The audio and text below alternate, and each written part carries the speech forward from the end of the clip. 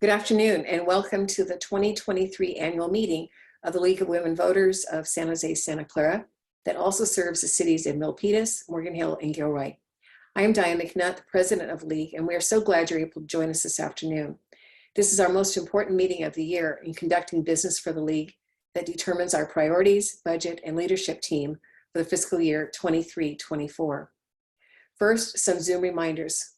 Please keep yourself on mute. When there's an opportunity for you to speak, you will be asked to raise your Zoom hand icon and wait until you're called upon. It is recommended that you keep your screen on speaker view rather than gallery view, although you can certainly switch back and forth if you'd like to see who else is in attendance today. Before we begin with our business agenda, we are honored to have as our opening keynote speaker, California State Assemblymember Gail Pellerin. She was elected in November 2022 to represent the 28th Assembly District that includes South San Jose and Morgan Hill, which are part of our league, Los Gatos, Montecito, Scotts Valley, and part of Santa Cruz. She served as the Chief Elections Official in Santa Cruz County from 1993 to 2020 and was co-chair of the Secretary of State's Voting Accessibility Advisory Committee. Today, she's going to discuss several upcoming legislative bills related to voter access, mental health, housing, wildfire mitigation, among others. After Assemblymember Pellerin's initial comments, we will have a Q&A session moderated by League member Barbara Marshman. If you have questions you would like to pose, please write them in chat and Barbara will include as many as possible before 4:15 when we move on to the business agenda. Please join me in welcoming Assemblymember Gail Pellerin. Hello, and thank you all for having me here today. I just drove in from Sacramento, so it's been quite a day. But I am also a member of the League of Women Voters here in Santa Cruz County and have worked with the League over my career as a chief elections official here in Santa Cruz County. So I actually started as the elections manager here in Santa Cruz, and then I was appointed to be the county clerk. And in Santa Cruz County, it's an elected position. And so in total, I've served 27.5 years as the chief elections official in Santa Cruz County and have seen a lot of changes over those years. And as county clerk, I did a lot of innovative things to increase voting hours and to work with our minority communities, did voter outreach in our jails, and did a lot of work with our aging population who were in convalescent homes. And one of my favorite things that we did is that I was able to purchase a vote-mobile and was able to provide voting out in the community. We were able to drive throughout different communities and provide voting during those 29 days before an election when you can vote early, and was instrumental in transitioning from the polling place model to a vote center model here in Santa Cruz County as well. And certainly conducting an election during a pandemic was challenging, to say the least. I remember in that early part of March when we started hearing about a virus, and people were very concerned and poll workers were concerned, and I called my health director and said, what do I do about this election's coming up? And I want to make sure people feel safe. And she said, go out and get, hand sanitizer and wet wipes and make sure that all the voting locations have these materials. So I went down to the Safeway and just cleared the shelves, and then went to CVS and cleared the shelves there. And I think I'm responsible for clearing all the shelves in Santa Cruz County because we wanted to deploy those personal protection items so people could come in and vote and feel safe. And certainly we got through that March primary, and then we got that vote certified. And then as offices were closing and things were getting worse, I decided I was going to stay open. So over the weekend, I went out and got plexiglass, installed it in my office, set up an online appointment system so every half hour people could come in for an appointment. And it was myself as the public-facing person and one other person in the office. Everybody else went to work remotely. And what did people need at that time? As county clerk, I was also the commissioner of civil marriage. And I was quoted in the paper as saying that love was essential. And I believe that it was essential then, and it's essential now as I'm a leader in the state of California, and I think that we all need to make sure that when we're addressing the crises that we have in this state, that we do lead with love and compassion for fellow humans. And I believe at one point I was the only county clerk open in the state of California. So people came from all over the state of California to get a marriage license, to get married, because we were continuing to provide those services.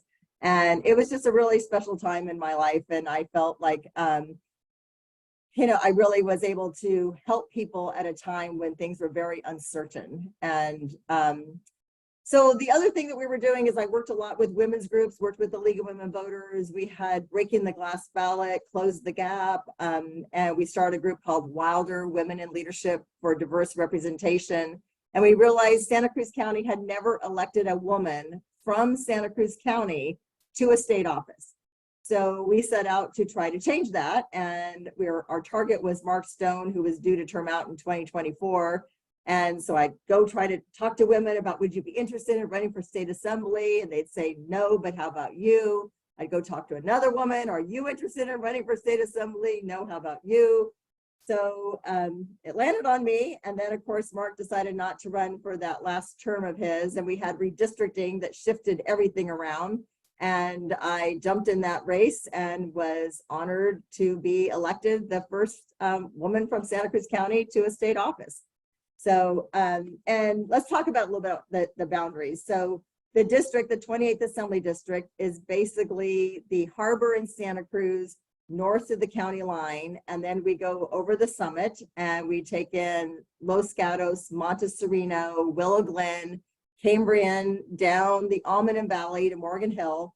And then from Morgan Hill, it kind of pops back inland. It goes through the Forest of Nicene Marks, takes in a little bit of Aptos, Soquel, Corralitos, takes in a little bit of Corralitos as well, Aptos, Soquel, and then meets back down in the harbor.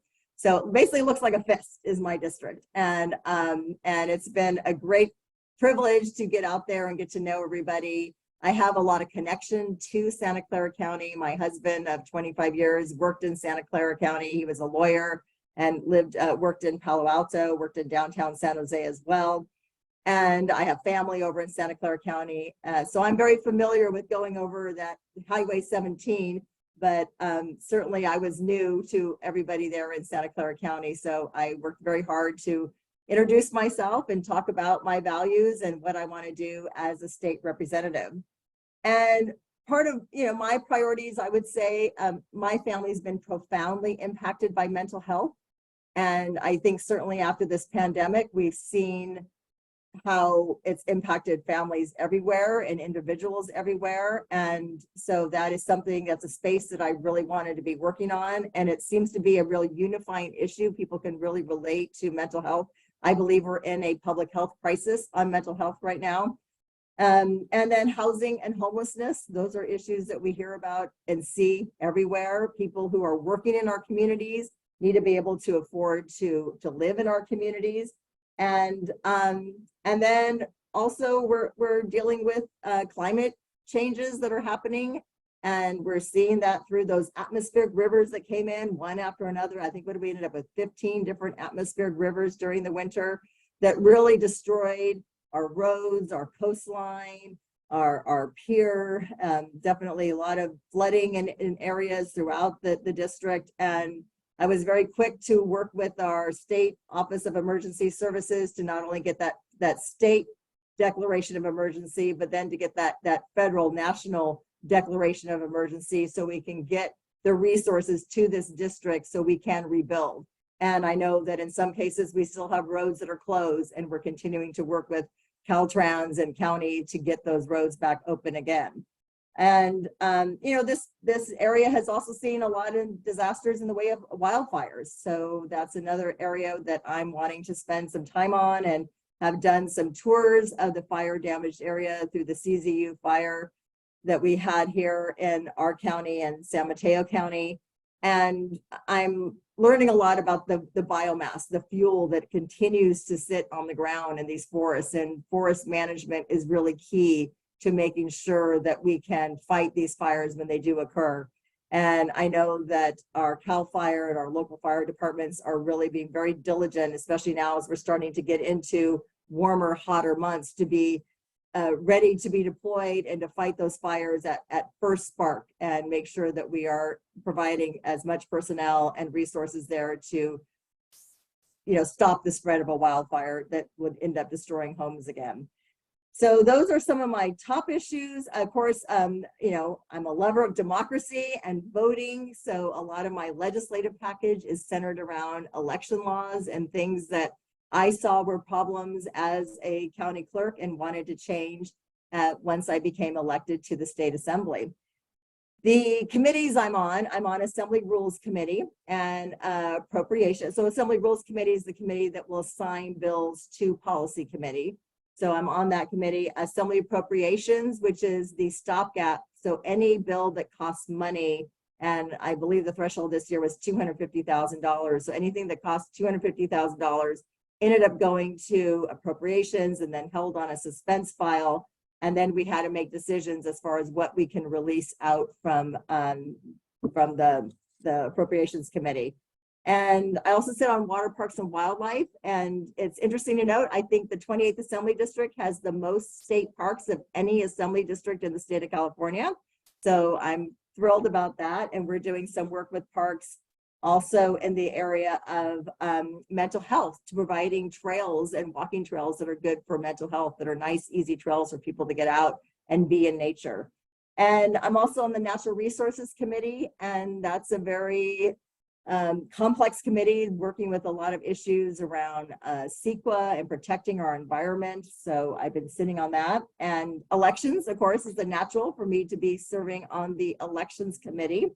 And when I first started in the state assembly, I asked the speaker, along with my colleague, Assemblymember Corey Jackson, for a select committee on mental health, because the assembly did not have one. And the select committee is basically a committee that allows us to do a deeper dive to gather information from stakeholders and really work on what public policy could be introduced, what legislation could be introduced to really address a certain area. So we wanted to focus in on mental health, and Dr. Jackson is the chair of that committee, and I'm the vice chair, and we just concluded our third hearing on that. And I am learning a lot about our mental health system here in California.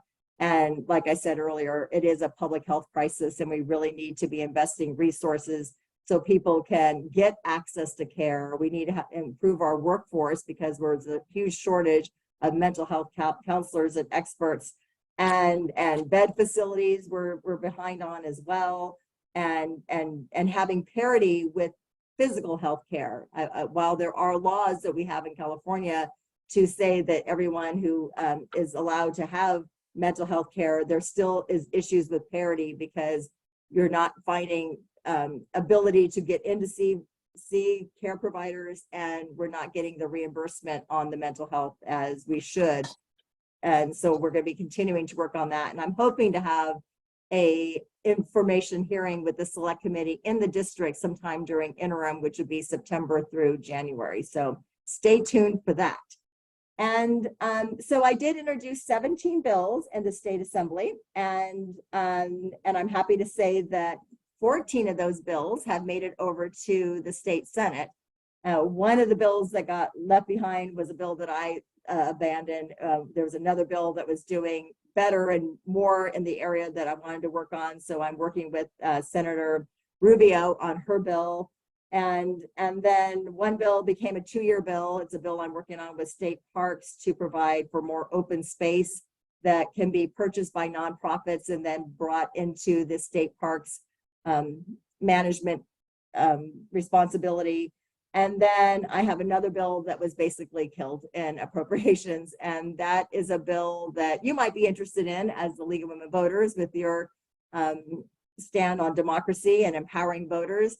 It's called ERIC, which is the Electronic Registration Information Center, that is a data sharing program with other states. And so I've always wanted California to be part of an ERIC agreement where we can get information from other states and we can share information with other states, so we can make sure that we're getting good quality information from voters. We have a very transient voter population. So when people leave the state, we don't always hear about that. So this would allow us to be able to clean our voter file and also identify new voters coming into California. And if you're having any privacy concerns, those were really dealt with in the Assembly Privacy Committee, and all the data that is transferred between states is what's called hashed. So it's not data that you can read, it's data that's coded. And so there really has been, it's very safe and very secure. And the states that are part of ERIC have really shown an increase in getting more voters engaged and having cleaner voter files. And now that California is in everyone who is registered to vote in California gets a ballot mailed to them, we want to make sure when we're mailing that voter a ballot that it's really a voter, that Diane McNutt really does live where Diane says she lives, and you haven't moved to Arizona or someplace else. So having those clean voter files really helps when we're an all mail ballot state as we are now.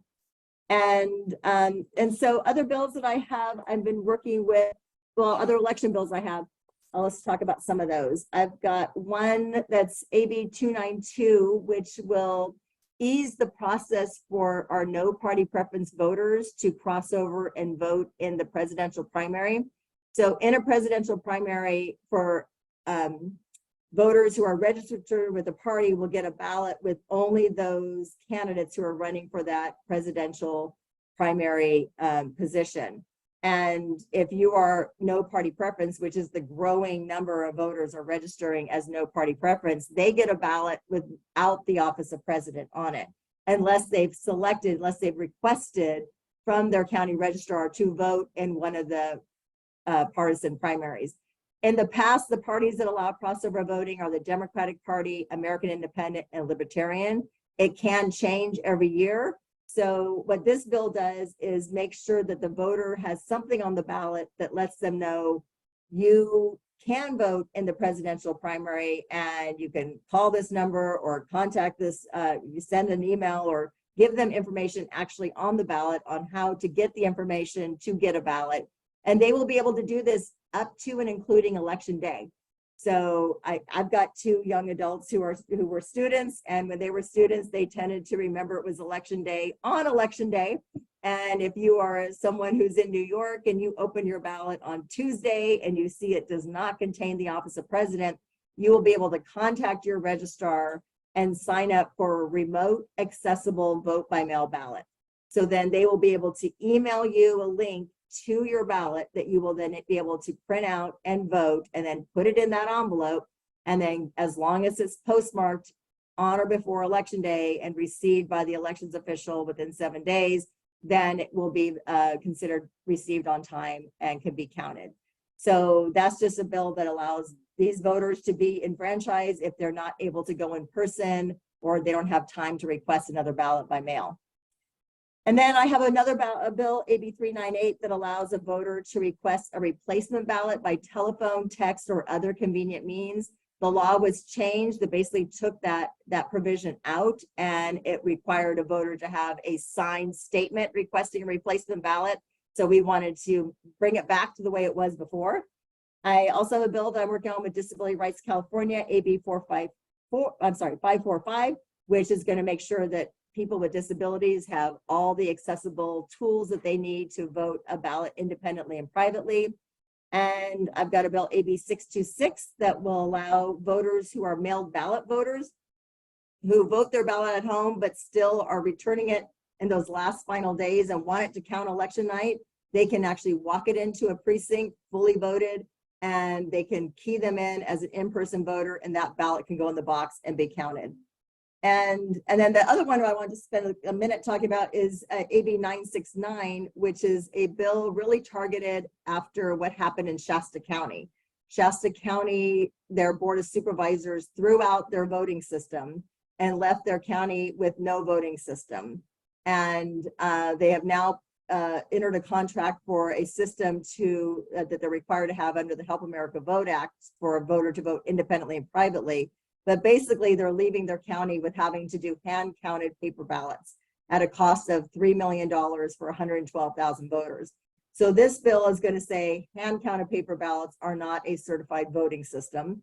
and that a county can't throw out a voting system into contract without another contract in place to make it seamless to go from one voting system to another, so democracy is not interrupted. So where am I on time? Hang on. I was trying to track that and I'm losing it. Okay, a couple more minutes. So I have a few district bills. I have an AB 939 that I'm working with Santa Clara Valley Water District to help them with doing general obligation bonds to fund their infrastructure projects.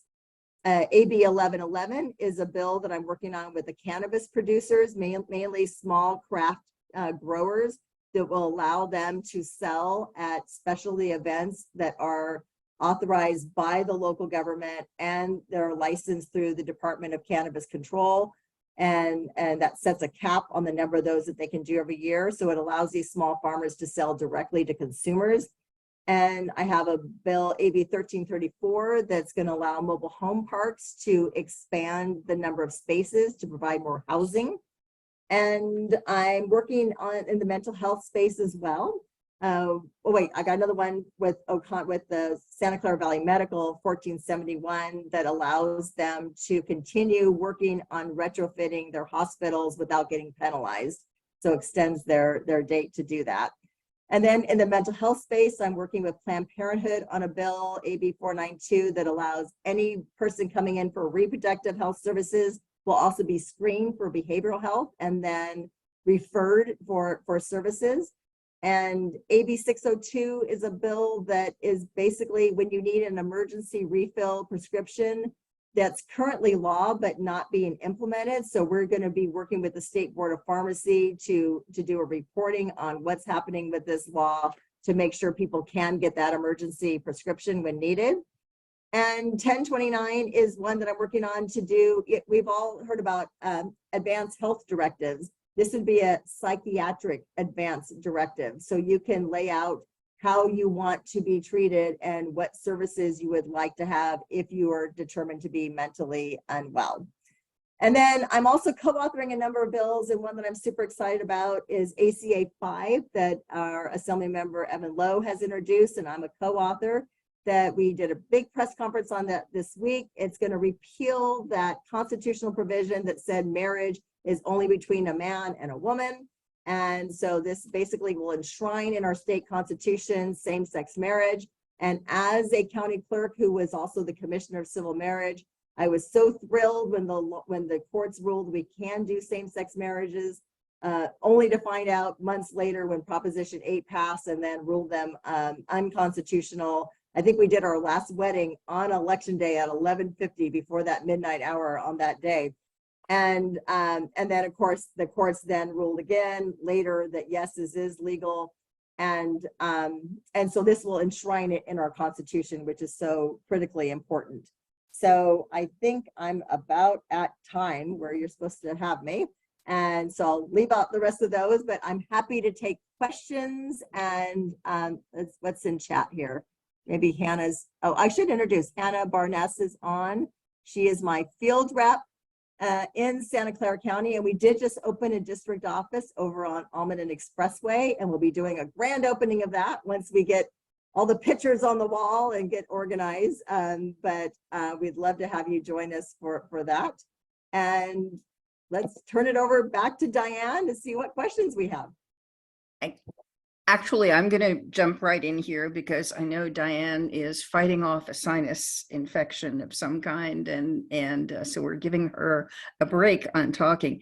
Gail, this is it's just amazing what you have gotten into. I mean, what do you do in your spare time? I mean, it seems like there is so much you've attacked here.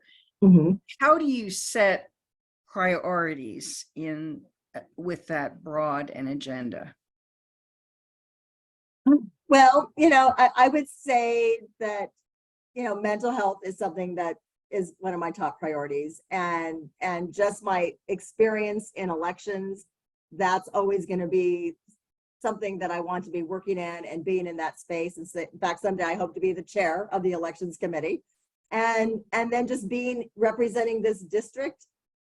Housing, homelessness, it's really one of the top priority issues, and climate. So I would say those are the main issues that I'm working on, but yet I am so concerned about children and making sure our kids have good education, that they have good access to healthcare.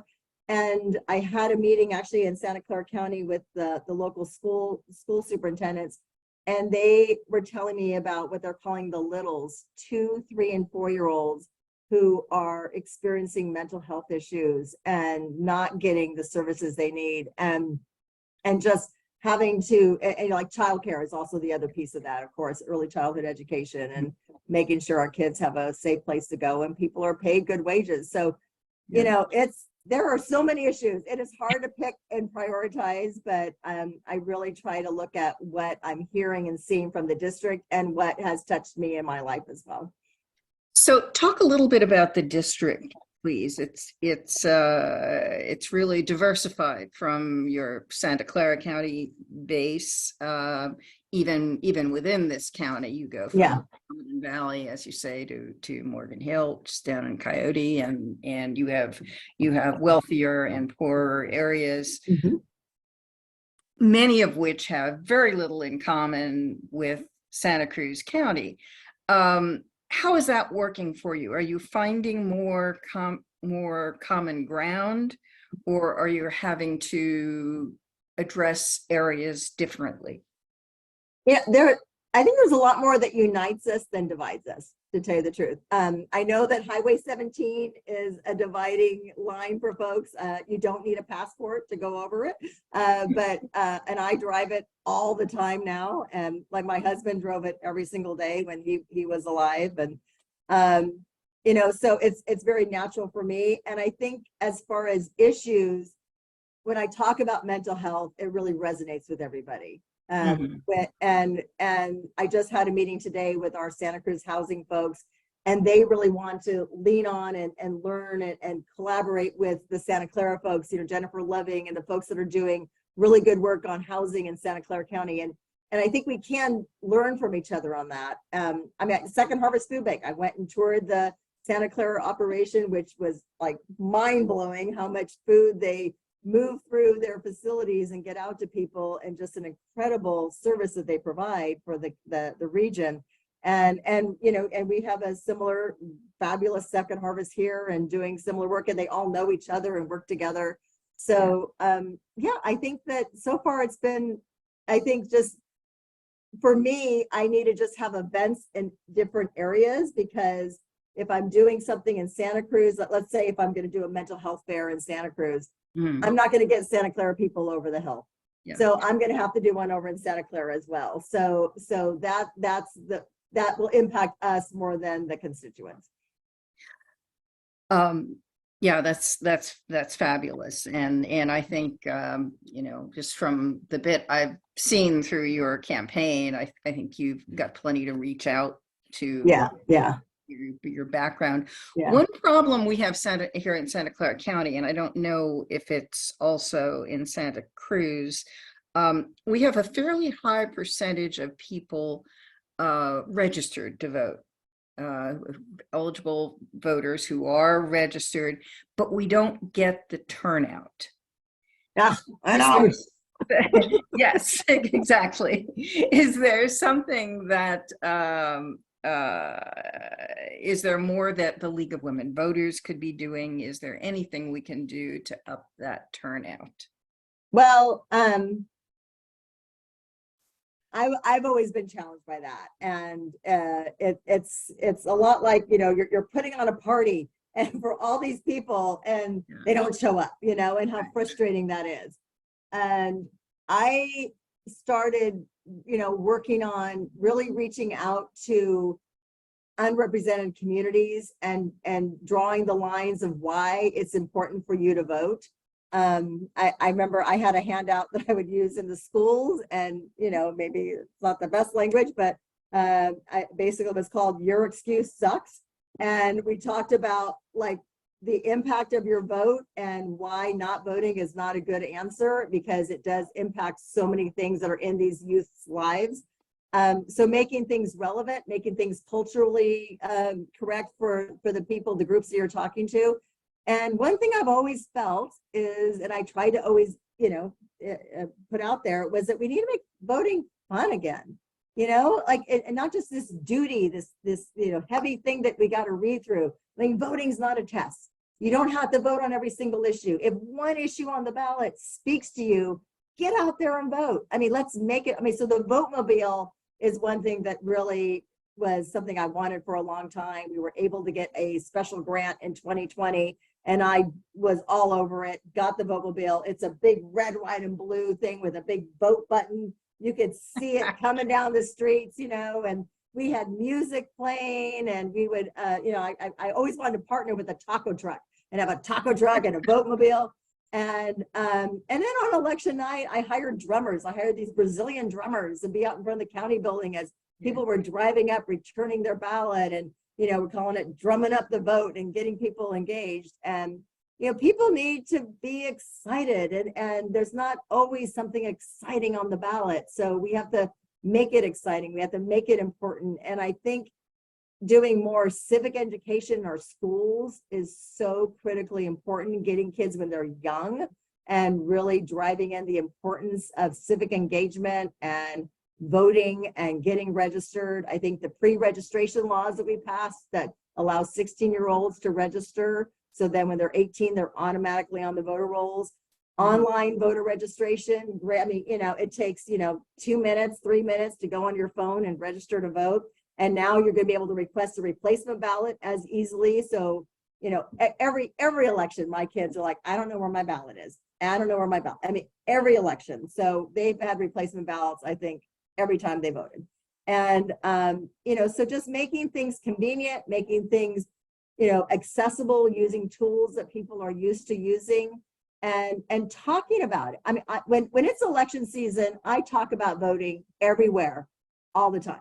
I go in an elevator. Hey, have you guys voted yet? Like, make a plan to vote, and if I'm in line at the grocery store, I talk about voting. I mean, talking about it to strangers, just really amping it up, because it is so critically important for people to get out there and vote. And when I did speak to a classroom, I would have half the classroom stand up, and anyone sitting down, I said, okay, the whole classroom is everybody eligible to vote, but only the people standing actually registered. And then I'd have half of them sit down, and then a quarter remain. And I said, okay, those are the people that actually are voting. Are you all who are sitting down happy with those people making decisions for you?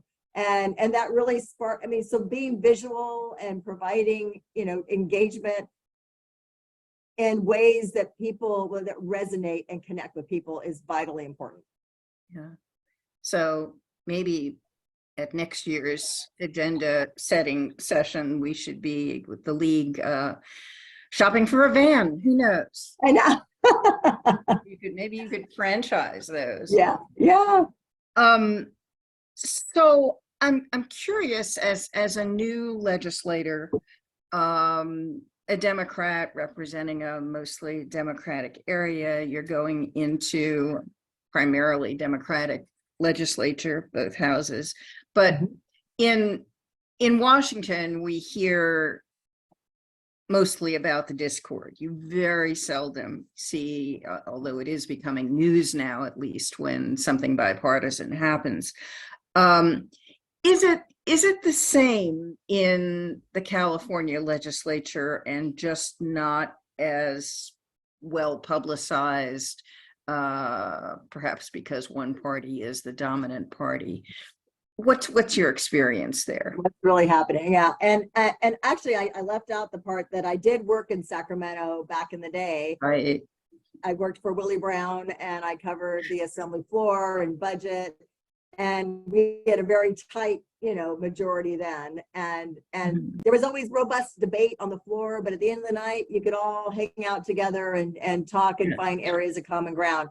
I feel like that's still the case, and we have a very large, I think we're the third largest freshman class coming in this year.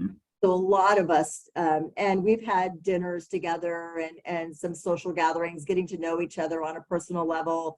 There's one Republican member that I've really connected with on issues we're having with our daughters. So I don't know if anyone can relate to any of that.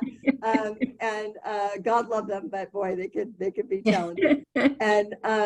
And so, but yet sometimes good people do bad things, and it hurts and it's hard. And one thing that happened this week, which was hard to witness, was we were doing a ceremony for Pride, and we had honorees here in Sacramento that were being honored on the assembly floor, and there was one person being honored that the Republicans had some issues with. And so they chose to make a statement by walking off the assembly floor when that person was being honored. And the minority leader, Gallagher, refused to be in any of the photos. So his person underneath him, Heath Flora, stood and had his photo taken with each honoree. And, you know, so that was really the first time I saw that side of things. And, but what I also saw was that today we had Evan Lowe, who is on with the LGBT caucus, and he was speaking to one of the Republicans that did something pretty hateful and hurtful, and they were having a dialogue. They were having that crucial conversation about what happened. I mean, I didn't eavesdrop. I just knew that that's what they were talking about, and that was hopeful to me, seeing that. Yeah. You know, so I think we're all reasonable people wanting to do good things and wanting to best represent our districts and meet the needs of our voters. And we do have areas where we do not agree.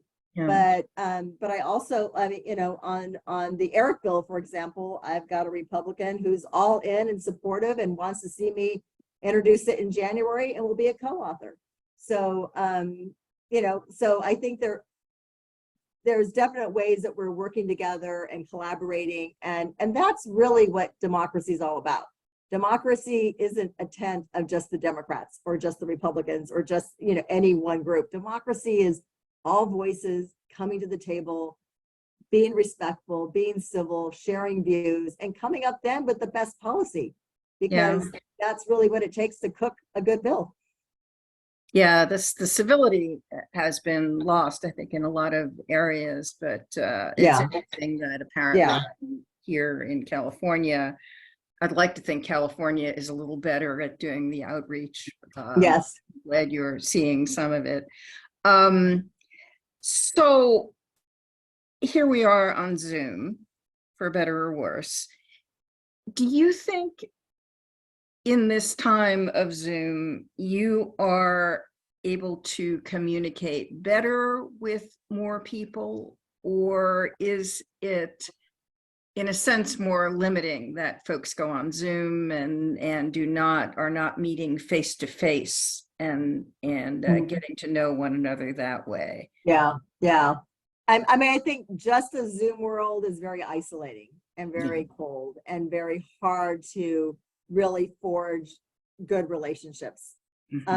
So, but combination of Zoom, because I think Zoom is very convenient for people who, you know, don't get out that much, or people with children who can't, you know, leave their home, or and gives opportunity for people to participate in events that they may not be able to do if they were only in person. So I think a hybrid is really what I'm seeing as what we're moving forward to. But like with the group Wilder, Women in Leadership for Diverse Representation, we started that group during the pandemic, and we did everything by Zoom. And the first time we met was like a year and a half into running this group. And when we met for lunch, it was like, oh, you're tall. Oh, you're, you know, like, I mean, there's just things about people. And it was just so warm and lovely to be able to sit there with my 3 other colleagues that have been working on these issues, and we got to know each other so much on Zoom, but just being in person, it just was necessary to really, you know, solidify that relationship. So, yeah, I mean, I think that sometimes Zoom is a great alternative for folks to get more people to be engaged and participate, but you've got to have that in person as well. Yeah. Well, it's interesting. I was just looking through the chat here, And we do not have the kinds of questions we normally have in these kinds of things. You are not getting grilled here today. I talked your ear off already. Well, no, but I mean, it's interesting. People are saying, you know, I'm glad you're my assemblywoman. One word, wow. Aw.